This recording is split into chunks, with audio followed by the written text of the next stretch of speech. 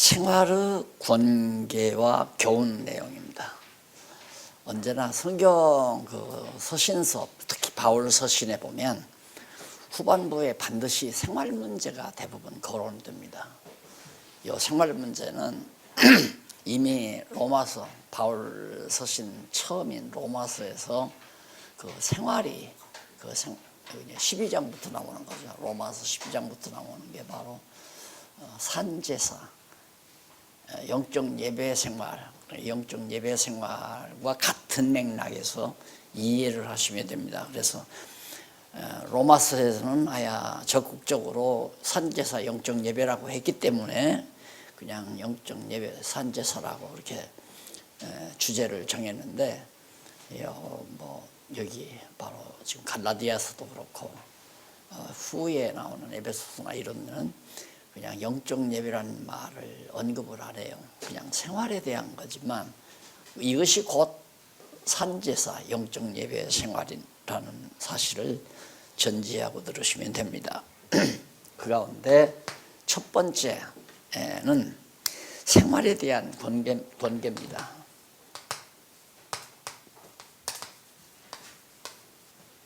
권계. 권면과 경계, 권면하면서 경계할 일, 무엇을 경계하고 어떻게 생활하고 무엇을 경계해야 한다. 그게 그 권계라고 생각을 하십니다. 우선 권고에 대한 건 첫째로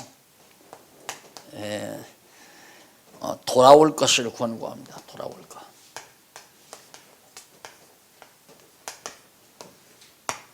이게 바로 4장 12절로부터 4장 12절로부터 20절까지 벌써 갈라디아 교회 성도들이 거짓 선생들에게 많이 유혹을 당해가지고 돌아갔어요. 잘못된 방향으로 돌아가 버렸다. 참 빨리 돌아가요. 그러니까 진리에 대한 확신이 없으면 반드시 돌아갑니다. 진리에 대한 확신이 없으면 돌아가게 된다. 그래서 이 돌아간 이미 거짓 선생들에게 유혹당해서 돌아간 상태에서 빨리 돌아와라 하는 그런 권계예요. 4장 12절로부터 16절 보면 처음 복음 전할 때 사연을 회고하면서 돌아올 것을, 갈라디아 지방 사도 바울이 안디옥에서 이제 가르치다가 안디옥 교회 성도들이 보내주잖아요. 그래서 어디를 갔냐면 이제 갈라디아 지역으로 갔죠. 이 갈라디아 지역이 아세아 지역인데 그 지역에 가서 이제 복음을 전하는데, 그 당시에 처음 가서 전할 때 그 복음, 그걸 한번 상상을 해봐요. 상기해봐라. 너희들이 지금 알고 있는 것이 얼마나 잘못된 것인가를 바울이 이제 다시 회고해주는 그런 장면이죠. 형제들아, 내가 너희와 같이 되었은즉 너희도 나와 같이 되기를 구하노라. 너희가 내게 해롭게 하지 아니하였느니라. 과거 처음에 만났을 때는 우리가 서로 잘 믿는 것과 아는 것으로 소통이 잘 되지 않았느냐. 너희도 나를 해하지 않았고 나도 너희를 해롭게 하지 않았다. 그 말이죠. 내가 처음에 육체의 약함을 인하여 너희에게 복음을 전한 것을 너희가 아는 바라. 그러니까 바울이 질병이 있다고 그랬죠. 그렇게 연약한 몸을 가지고 너희에게 나가서 그래서 내가 복음을 열심히 전했다. 그걸 너희도 알지 않느냐. 너희를 시험하는 것이 내 육체에 있으되 이것을 너희가 업신여기지도 아니하며 버리지도 아니하고 오직 나를 하나님의 천사와 같이 또는 그리스도 예수와 같이 영접하였도다. 처음 내가 갈라디아 지역에 갔을 때 외모가 너무 바울이 초라하게 병까지 들었으니 병이 있으니까 볼품이 없었던 거죠. 바울 자체가. 그랬어도 자기를 무시하지 않고 너희들이 나를 천사처럼 예수님처럼 그렇게 영접해 주지 않았느냐 이런 얘기하면서 너희가 할 수만 있었다면 너희 눈이라도 빼어 나를 죽었으리라. 아마 다 막 있는 거 없는 거 다 주고 싶은 마음, 눈이라도 빼주고 싶은 마음을 너희가 가졌었다. 그런즉 내가 너희에게 참된 말을 함으로 원수가 되었느냐. 너희가 그렇게 나를 정말 예수처럼 천사처럼 만들어주고 그래서 나도 역시 너희에게 거짓말하지 아니하고 참말만 했는데 나를 이제 와서 이제 배반하느냐 하는 얘기죠. 이제 원수가 되어버렸다. 갈라디아 교회 성도들이. 이걸 보면 복음을 복음대로 받아서 유지한다는 게 참 쉽지 않죠. 왜 그러냐면 인간은 우선 기본적으로 자기를 좋게 해야 좋아해요. 그게 바탕이에요. 타락된 인간은 자기를 좋게 해야 좋아한단 말입니다. 그러니까 이제 바울은 그냥 거짓없이 성경만 거짓없이 진실되게 참되게 그냥 성경만 가리키는 것이 성도들을 가장 사랑하는 것이라고 생각을 하는 거죠.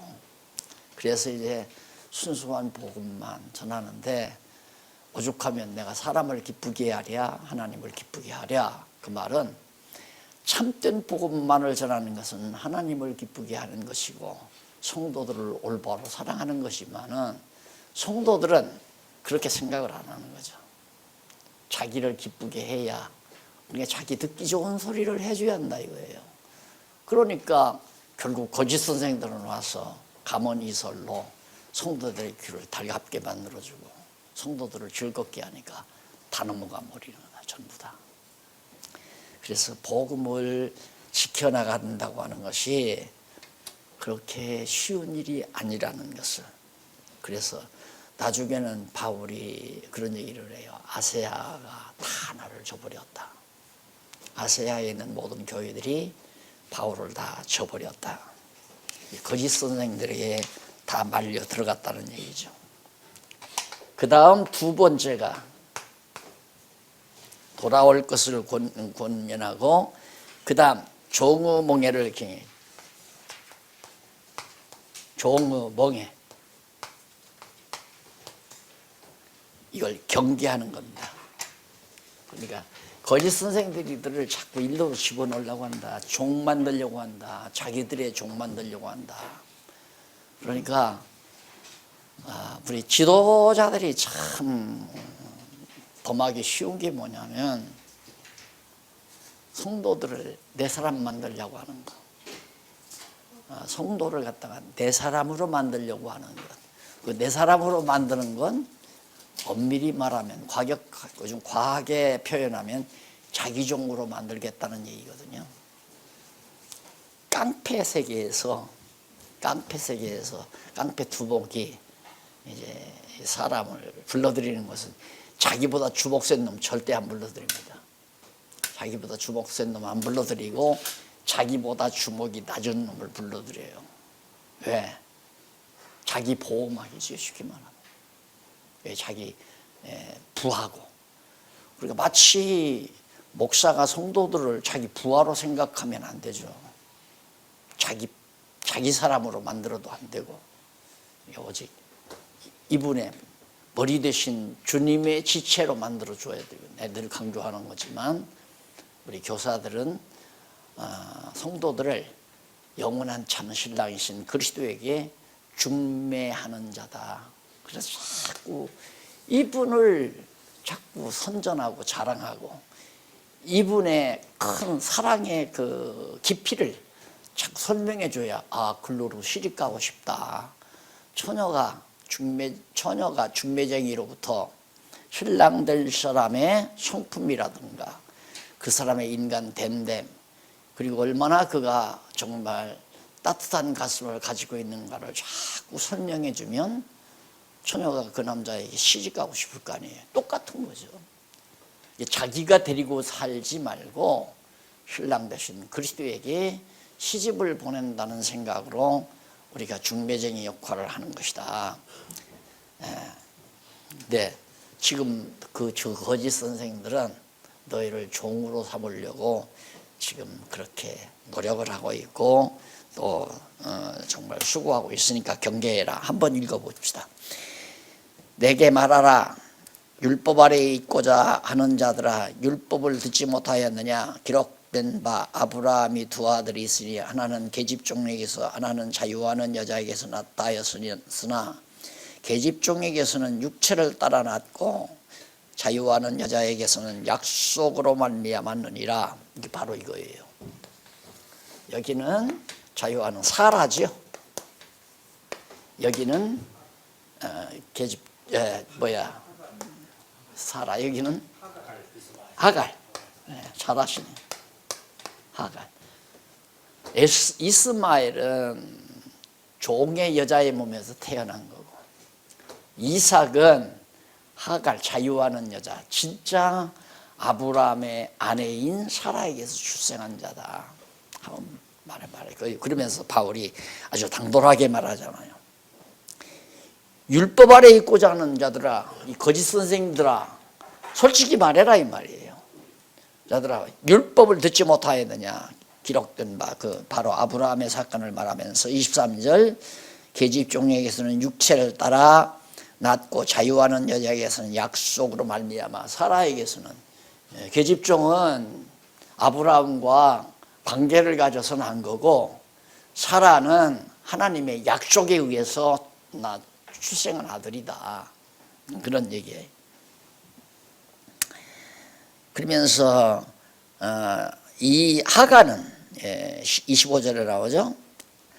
하가는 아라비아에 있는 시내산으로 지금 있는 예루살렘과 같은 데니 저가 그 자녀들로 더불어 종로로 타고 오직 위에 있는 예루살렘은 자유자니 곧 우리 어머니라.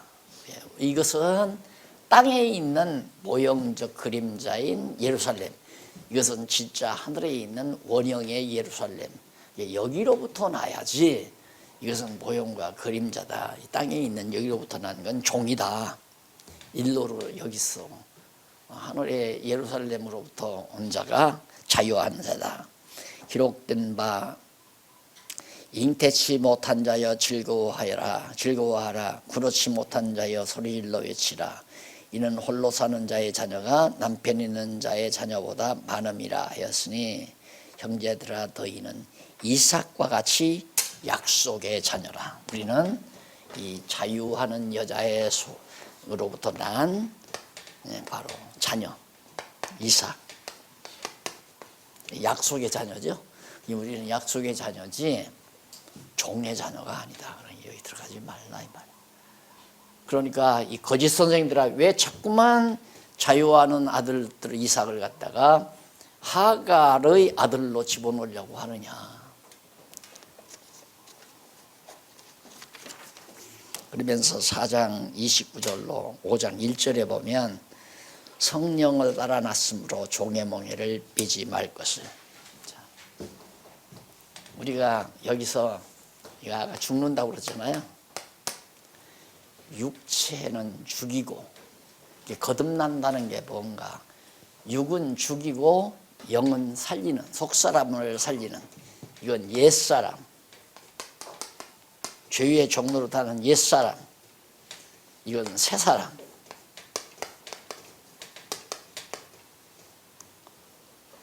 절대 율법을 강조하면 안 돼. 율법을 지키라고 하면 안 돼. 이게 거듭 얘기지만, 아니 하나님도 우리를 율법 아래 있지 않게 하려고 예수 그리스도로 하여금 율법을 다 완성 이루시도록 하나님께서 그렇게 섭리하셨는데, 왜 인간들이 보여서 법을 만들어서 하나님의 사람들을 인간이 만든 교회 헌법 아래다가 두고 다스리려고 그러느냐 이 말이에요. 그러니 이게 얼마나 잘못된 건가를 의식을 못해요. 왜?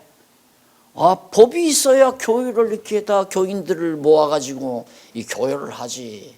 건물을 짓고 다 명단 써서 너는 내 교인이다, 너는 내 교인이다 해서 이렇게 딱 보이는 이런 틀을 짤 거 아니냐.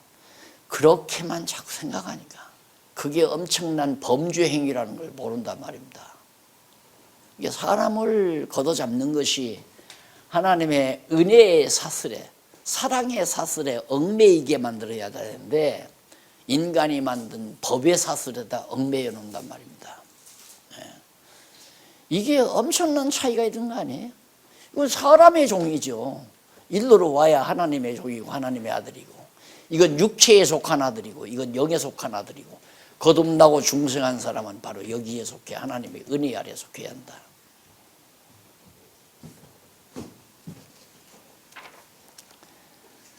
자, 그 다음 세 번째 26페이지죠. 8626페이지. 거짓 선생을 경계함.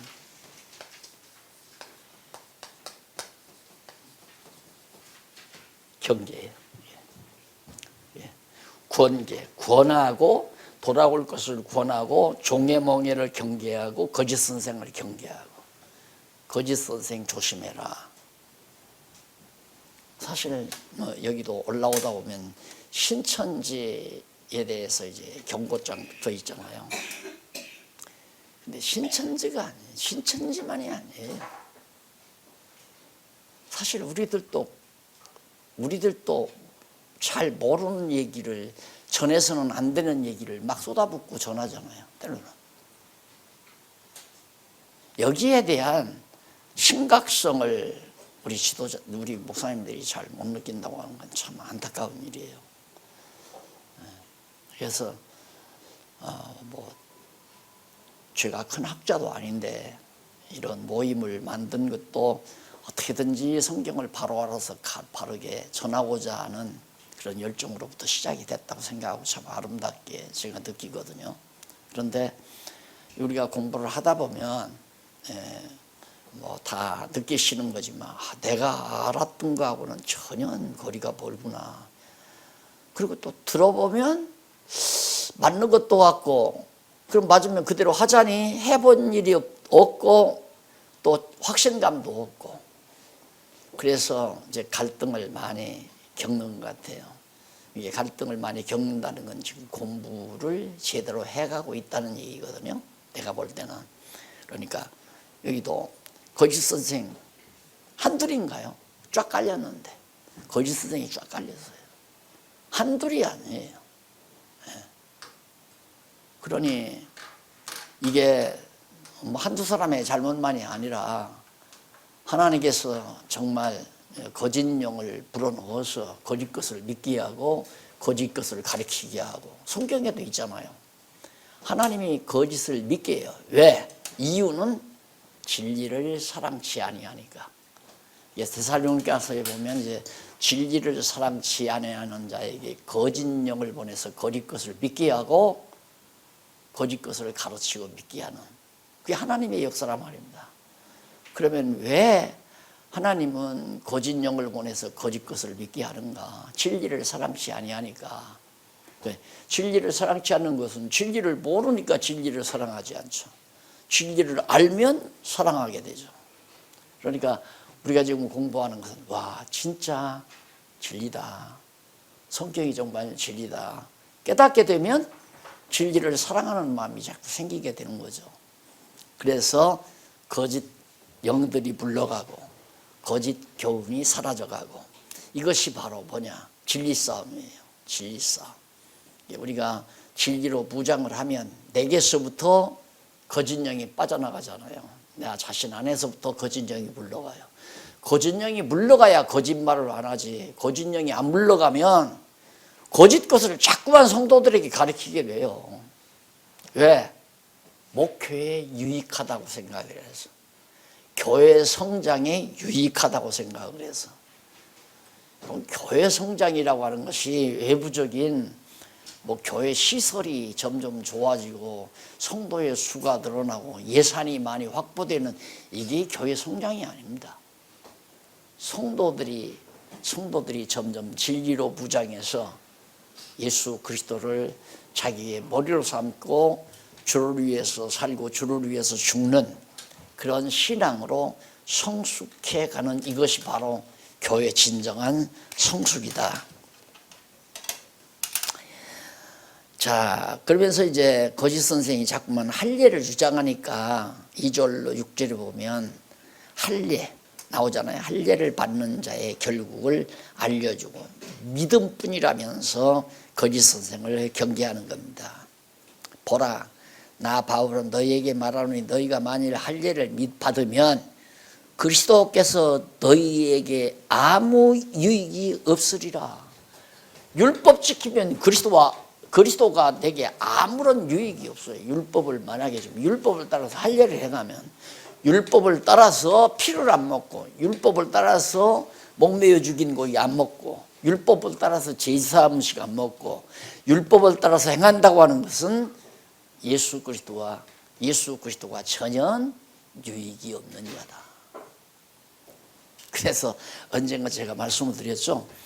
저 이단 시비에 걸려서 그게 뭐 이단 시비라는 뭐 안식일, 11조, 성전 이런 것들이에요. 이걸 성전이라고 해서 성전이 아니다 이거. 성전이 아니고 그냥 교회당이다. 교회 회관이다. 그리고 안식일은 토요일이다. 주일이다. 바로 예수님 부활하신 날 주일이다. 이건 안식일이 아니다. 이런 걸 가르쳤다고 나를 이단이라고 한다 해서 난리 쳐가지고 대학원 다니면서 그때 내 논문 지도하신 세상 떴어요. 노 교수가 있는데 하도 답답해서 그분을 찾아갔어요. 찾아가서 인사를 드렸더니 어서 오라고. 어찌 오셨냐고. 또 그리고 나도 그때 이제 학교에서 뭐 강의한 자, 한 강좌 맡아서 이사야서를 강의하고 있을 때이기 때문에 강의하러 가가지고 이제 교수님을 한번 찾아 들어갔어요. 맞이해 주더라고요. 그래서 목사님 정말 뭐 참 제가 노예에서 어려움을 당하고 있습니다. 왜 그러냐고 그래요. 그 자꾸만 율법을 지켜야 된다고 자꾸만 그러잖아요. 내가 그러고 했더니만 그냥 그럼 율법도 지켜야지 그래요. 그 교수님이 나한테 율법을 지켜야 한대요. 그래서 내가 하도 답답해서 그럼 교수님 한마디만 물어도 되겠습니까? 물으라고 그래요. 그럼 율법을 내가 지키면 그것이 나의 의의가 됩니까? 그게 내 의의가 율법을 지켰으니까 의가 될 거 아니에요. 의의가 됩니까? 그러니까 대답을 안 하더라고요. 한동안. 그동안 자기 혼잣말로 의가 되는 건 아니지 그래요. 의의가 되는 건 아니지 그래요. 그렇죠. 의가 되는 거 아니죠. 그렇다고 그래요. 그럼 목사님 교수님 박사님이죠. 박사님 하나만 더 물으라고 그래요. 그러면 내가 율법을 범해도 죄가 됩니까? 율법을 범하면 죄가 됩니까? 그러니까 대답을 안 해요. 한동안. 그래서 막 갑자기 그러면서 나는 막 방목사 그래요.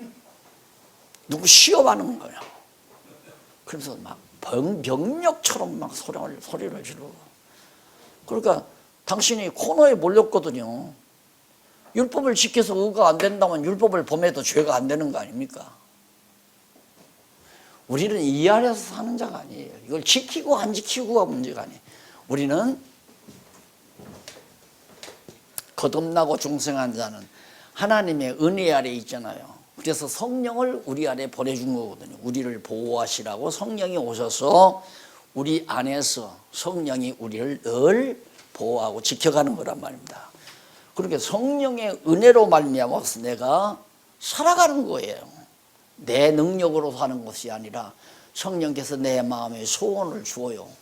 소원을 주어서 소원을 가지고 기도하는 마음으로 하나님의 뜻을 따라 열심히 살 수 있는 능력을 공급받아 사는 거란 말입니다. 이때 여기에서는 그렇게 율법이 아무 관계가 없는 거예요. 아무런 관계가.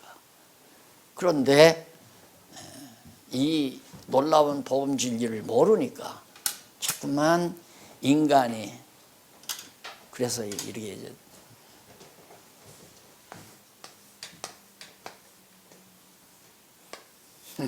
이렇게 새 장을 지어놓고 이 안에다가 새를 집어넣어서 키우잖아요. 새 장 지어놓고 이런 거죠. 내가 밥 주면 너 밥 먹고 내가 하라는 대로 가둬서 키우는 거. 그러니까 강아지도 목 매달아서 목을 매가지고 밖으로 끌고 나갈 때 놓지를 못하고 그냥 끌고 다니고. 왜? 놓칠까 봐서, 날아갈까 봐서.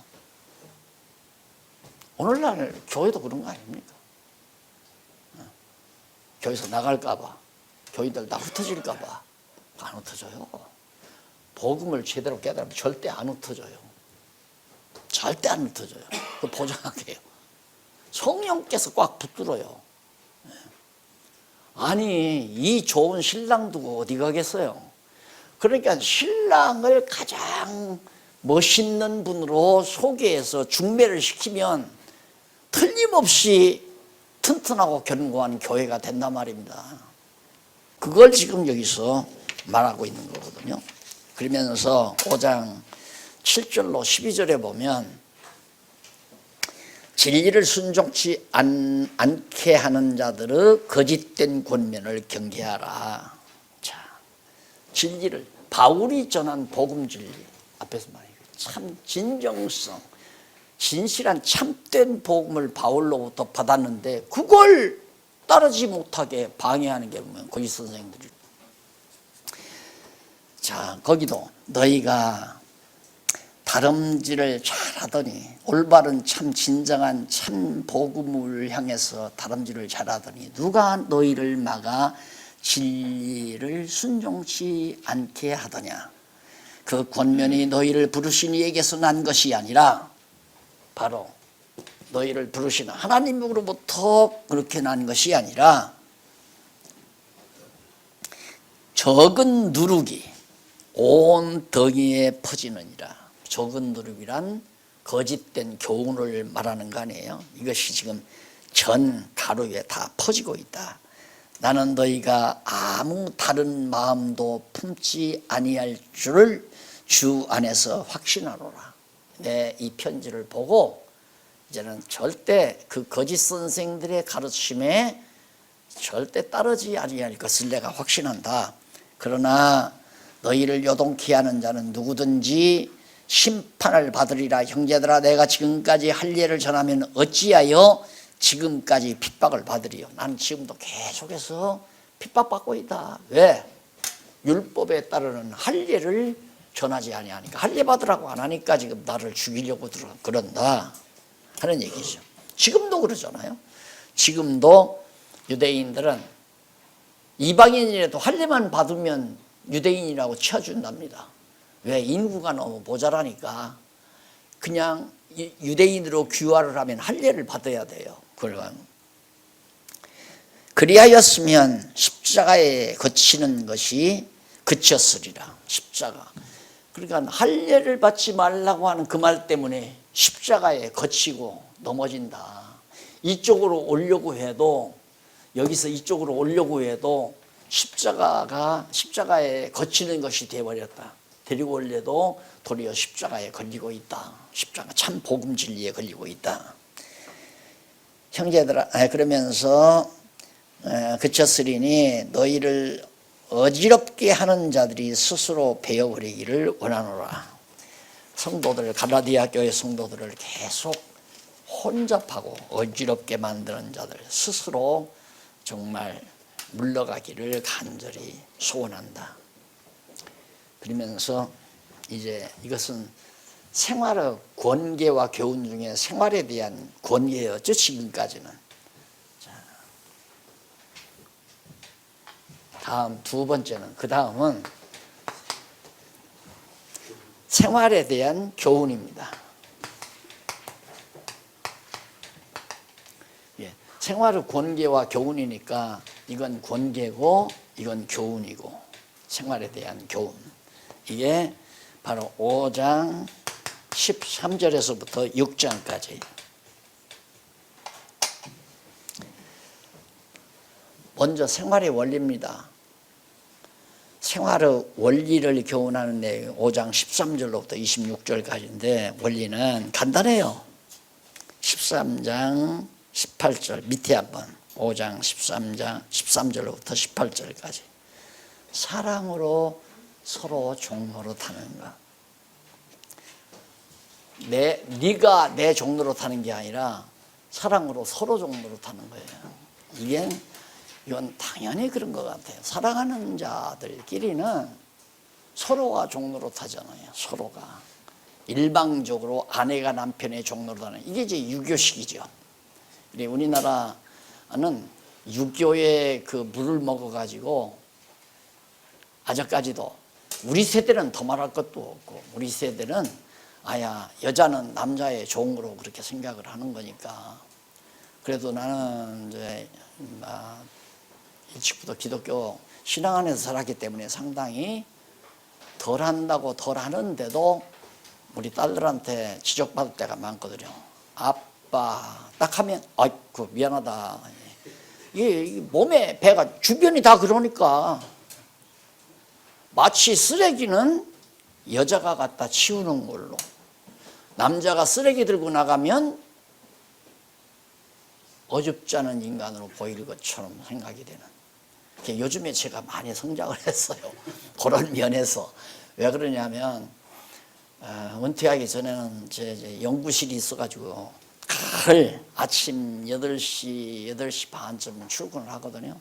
출근해서 가가지고 10시, 빨리 돌아오면 10시, 11시 까딱 잘못하면 새로 1시까지 연구실에 있다가 들어가니까 때로는 아내 얼굴도 못 보고 들어가면 그냥 자요.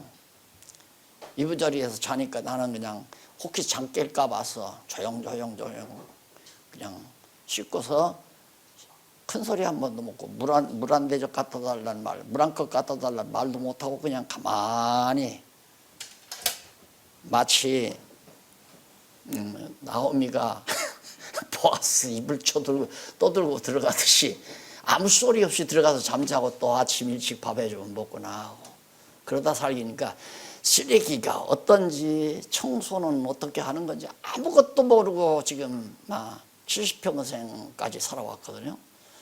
그리고 은퇴하고 나서 집에서 자주 좀 있다가 보니까 정말 참 힘들었겠구나. 그래서 이제 하나하나 저도 해가기 시작하는데 서로 종로로 탄다는 말이 원리예요. 우리 교사 목사님들은 성도들의 종로로 타고 성도들은 또 목사님들의 종로로 타고 그래도 유익관이에요. 나 한 사람이 유익이라기보다도 목사가 더 힘들지요. 100명이면 100명 정도로 다 해야 되고 성도들은 목사 한 사람의 정도로만 하면 되니까. 그래서 정말 힘든 일은 힘든 일이지만 원래 부모는 자식 많이 낳아도 사랑으로 잘 키우잖아요. 사랑의 힘이 있으니까. 그래서 지도자라고 하는 것은 얼마나 사랑의 힘이 강하냐에 따라서 성도들을 사랑으로 잘 양육하는 거죠. 그래서 생활의 원리는 사랑이다. 서로 사랑하는 거다. 형제들아, 너희가 자유를 위하여 부르심을 이 자유를 위해서 부르심을 얻어요. 하나님께서 왜 우리를 불렀나? 율법으로부터 죄로부터 자유함을 얻게 하려고. 그래서 부르심을 입었으니 그러나 자유로 육체의 기회를 삼지 말고 아까 말했죠? 이렇게 여기서 자유를 준다는 것은 방종으로 빠지게 만드는 거예요. 그래서 교육부에서 하라 하지 아니하고 학생들이 좋아하는 것을 하도록 도와주는 방향으로 교육의 방향이 바뀌어진다. 앞으로 방종하게 되는 거죠. 사람이 자기 소견에 옳은 대로 행하도록. 이게 다 각자가 자기를 본으로 위해서 사는 거예요. 개인주의. 그러니까 현재 사회 제도는 인본주의 바탕 위에서 개인주의가 팽배해진 사회예요. 나를 위해서 살아요. 다 나를 위해서. 나는 우리 교회 여기 계신 장로님 말고 우리 교회 장로님 한 분은 자기는 70%가 자기 개인의 행복을 위해서 산대요. 70%의 모든 것들은. 그리고 가족을 위해서 20%, 교회는 10%라고 그래요. 그런데 장로가 됐어요. 그런데 장로가 됐어요. 그래서 참 이 사회가, 교회가 안 되는 시대다. 완전히 교회는 자기를 희생하는 거 아니에요. 그리스도를 위해서 희생하는 삶인데 완전히 인본주의가 만연된 이 사회에서 교육도 다 인본주의 교육을 받는단 말입니다. 그러니까 다 각자 자기 좋은 대로 살도록 그렇게 이제 교육을 바꿔가겠다 이거예요. 왜? 해보니까 자기 좋은 대로 하지 아니하고 일관성 있게 일본식 교육을 시키다 보니까 독재자에게 좋잖아요. 그러니까 독재자, 대통령의 입맛에 맞는 방향대로 역사도 고치고 교재도 고치고 시험제도도 고치고 그렇게 길러낸다 이 말입니다. 그러니까 미개한 나라죠. 그런 건 미개한 나라. 그런데 서구는 그래도 기독교 정신이 바탕이 있잖아요. 그러니까 그 개방된 교육제도가 맞지만 우리나라는 기독교 문화를 맛보지 못한 나라예요. 이제 뭐 정말 기독교가 이제 100년밖에 안 되는데 그런데 완전히 놓아버리면 너 마음대로 하고 싶은 대로 해라 하고 놓아버리면 그러니까 이제는 학교 가기 싫으면 안 가도 돼요. 엄마하고 박물관에 가서 박물관 구경했다. 엄마하고 산책했다 하면 그냥 출석으로 다 체크해요 앞으로는. 그러니까 너 하고 싶은 대로 해라 이거예요. 그리고 졸업장 주고. 그러니까 그건 방종이죠.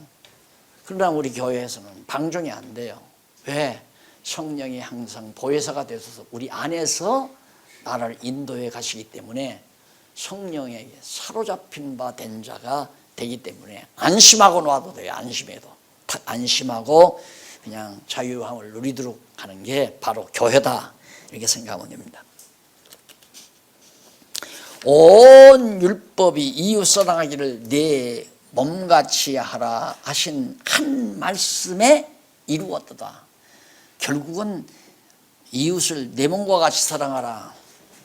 거기에는 또 이 그림이 꼭 필요하잖아요. 빨리 이해하게. 주님을 중심으로 해서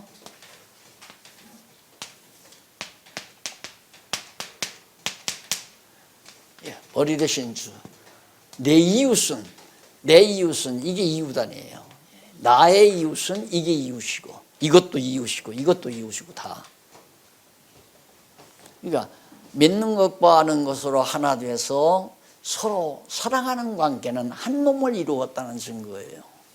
여기가 아프면 여기만 아픈 게 아니잖아요. 온 몸이 열이 나잖아요. 손등이 아픈데 온 몸이 열이 나요. 이게 지체의식이란 말입니다. 바로 이거죠. 정말 서로 아껴줄 줄 알고 서로 배려할 줄 알고 서로 마음과 뜻이 같고 믿는 것과 아는 것이 같아지는 그런 아름다운 교회. 그래서 이웃사랑이라는 것이 억지로 도덕적으로 윤리적으로 사랑하는 게 아니라 정말 자동으로 사랑해지는. 자, 그래서 이제 만일 서로 물고 먹으면 피차 멸망할까 조심하라. 내가 이르노니 너희는 성령을 쫓아 행하라 봐요. 성령을 쫓아. 우리 안에 있는 성령을 쫓아 행하면 이웃사랑이 되는 거예요. 내 육체의 소욕을 따라서 행하면 완전히 서로 갈등하고 서로 물고 먹고. 그러면서 5장 19절로 21절에 보면 육체의 일은 뻔하지요. 육체의 일은 뭐냐? 현저하다, 확실하다. 음행, 더러운 것, 그 다음 호색, 우상숭배, 술수, 원수, 이런 술취함, 방탕 이런 등등 전부 육체의 소욕에서 나오는 거다. 그건 성령을 쫓아 행치 않으니까. 그러면 성령의 열매는 뭐냐? 성령의 열매는 사랑과 희락과 자비와 양선과 온유와 절제와 융화예요. 성령의 열매. 이것이 생활의 원리예요. 그러니까 생활의 원리는 믿는 것, 아는 것이 같아져야 되는데 그건 성령께서 하나님께서 예수 그리스도께서 자기의 영을 우리 안에 보내줘요. 성령이 우리를 완전히 주관하시니까 성도들은 실상 자유롭다 이 말입니다. 자유로운데 성령의 열매에 의해서 서로 사랑하고 사랑과 희락과 자비와 양성과 이런 것들이 충만하니까 바로 그것이 올바른 생활이다. 성도의 생활. 그 다음 생활의 실제. 여기서 이제 두 번째, 앞에서는 원리. 원리 지금까지 말했죠. 이제는 실제. 그러니까 바울은 이렇게 주제를 붙이지 않았어도 바울이 쓰는 편지 안에는 이렇게 아주 치밀한 논리가 다 담겨져 있어요. 이걸 이제 찾아서 제가 정리를 해드린 거니까 내가 만든 게 아니에요. 이 성경 자체가 가지고 있는 그런 귀한 내용들을 알기 쉽게 제가 보충해 드린 거죠. 그 실제는 뭐냐? 누가 범죄하면 자신을 살피고 서로 고통을 참으라고 권고합니다. 형제 중에 누가 범죄를 했다. 그러면 그걸 욕하고 비난하고 험담하고 그런 게 아니라 형제가 범죄하면 딱 보고 자신을 먼저 나는 저렇게 안 하는가? 왜 안 해요? 똑같죠. 인간은 다 똑같은 거예요. 저 사람이 범죄하는 모습을 나도 저랬어. 나도 저럴 수밖에 없어. 이러다 보면 고통을 참게 되죠. 가서 막 당장 욕하고 비난하고 정죄하고 그런 게 아니라 그러면서 서로 짐을 나눠지라고 당부하잖아요. 그리고 6장 6절로 10절에 보면 말씀을 가르침을 받는 자는 선한 일에 동참할 것을 교훈합니다. 자, 가르침을 받는 자는 말씀을 가르치는 자와 모든 좋은 것을 함께하라. 이해 아니에요? 그래서 거기 보면 사람이 무엇으로 삼든지 그대로 사람이 무엇으로 심든지 그대로 거두리라. 자기의 육체를 위하여 심는 자, 육체를 위하여 심는 자, 아까 육체의 열매이죠. 그런 거, 육체의 이런 현상 그런 걸로 심으면 그런 것들을 거두게 되고 성령의 열매를 심으면 성령의 열매를 거두게 된다. 우레야 선을 행하되 9절 낙심하지 말지니 왜 피곤하지 아니하면 때가 이름에 거두리다. 우리가 씨를 뿌리다가 보면 피곤하죠. 이거 언제 나서 열매를 맺나. 끝까지 참아야죠. 씨를 뿌리면 반드시 때가 이르면 거두게 되니까. 이게 이제 우리가 말씀을 전하면서 오늘 말씀 전했으니까 오늘 당장 양복 한 20벌 나왔으면 좋겠다. 이게 아니다 이거예요. 그냥 하나님의 말씀을 뿌리게 되면 언젠가는 그 열매를 서로 거두어서 나눌 수 있게 된다는 사실을 밝혀주고 있습니다. 그 다음 마지막으로 6장 11절로 15절 할례는 육체로 자랑하려 함이라 면서 십자가 뿐임을 강조합니다. 우리는 내 외모를 자랑하는 게 아니야. 나는 할례 받은 자다. 나는 바리파에 속했다. 나는 학위가 있다. 나는 명문대학 출신이다. 이런 것들이 자랑거리가 아니라 이거죠. 나는 키가 참 크다. 나는 인물도 잘생겼다. 나는 좋은 가문의 출신이다. 금수저 출신이다. 이런 거 아니다 얘기예요. 어디 우리의 자랑은 그리스도의 십자가밖에는 자랑할 것이 없다. 이러면서 바울이 마지막 이제 편지를 마무리합니다. 거기 14절 그러나 내게는 우리 주 예수 그리스도의 십자가 외에 결코 자랑할 것이 없으니 그리스도로 말미암아 세상이 나에 대하여 십자가에 못 박히고 내가 또한 세상에 대하여 그러하니라. 할례나 무할례가 아무것도 아니로되 오직 새로 지으심을 받은 자뿐이니라. 할례 받으면 어떻고 안 받으면 어떤가? 그건 아무것도 아니다. 오직 새로 지으심, 바로 새로 지음을 받은 거듭난 새 사람. 내가 정말 성령으로 거듭났는가, 진리로 거듭났는가, 이게 중요한 것이지 율법의 행위를 수행했는가 안 했는가, 율법적인 조건을 갖췄는가 안 갖췄는가는 아무 관계가 없다. 이러면서 사도 바울이 갈라디아 교회를 향해서 바로 은혜의 복음, 지금 철저히 1장부터 6장까지가 전부 은혜 강조죠. 그 은혜의 복음을 통해서 바로 교회가 양육되는. 그래서 이게 지금 우리가 오늘 한 시간에, 오늘 하루에 다 마친 복이거든요. 지난번 조금 하다가 그만뒀으니까 오늘 하루 4시간 동안에 이거 다 바친 거예요. 그러면 성도들에게는, 목사님들이 가르치려면 성도들에게는 일일이 뭐 아브라함 사건이라든가 이런 걸 하나하나 다 가르쳐 줘야 되잖아요. 적어도 10시간 이상 걸려야 되죠. 10시간 이상 걸려야 되는데 이걸 성도들이 배우고 나면 정말 신앙이 커야 된단 말이에요. 양육을 받아야 된다. 먹었으니까 커야 할 거 아니에요. 크게 돼 있어요. 반드시. 로마서를 공부해도 크고, 고린도전서를 공부해도 크고, 갈라디아서를 공부해도 크게 돼 있어요. 크면 어떻게 되는가? 이게 믿는 것과 하는 것이 같아지니까. 그래서 성장한 자에게 하나님께서 무장을 시키는데, 첫째 무장이 뭐냐면 진리로 무장하는 거. 그럼 진리 중에도 가장 중요한 건 이 교회란 도대체 뭔가, 이게 에베소서입니다. 기도하십시다. 하나님 아버지, 세상이 점점 어두워져 갑니다. 진리가 점점 가리워져 가는 이 험악한 시대에 우리를 불러주신 하나님 아버지, 뜻이 어디에 있는가를 저희들이 짐작할 수 있습니다. 하나님 아버지, 오늘 또 진리를 위해서 살아가는 동역자들과 함께 잠시 하루 일과를 같이 보낼 수 있게 하신 걸 감사드립니다. 아무리 거짓 진리가 세상을 어둡게 한다 할지라도 작은 불빛이라도 우리들이 비춰갈 수 있는 귀한 일에 쓰임받게 하심을 참으로 감사드립니다. 무엇보다도 사랑하는 동역자들에게 지혜와 총명을 주시고 진리를 사랑하는 뜨거운 열정을 허락해 주셔서 선한 진리 싸움에 응전하는 슬기로운 종들로 쓰임받게 하시옵소서. 예수님 이름으로 기도드립니다.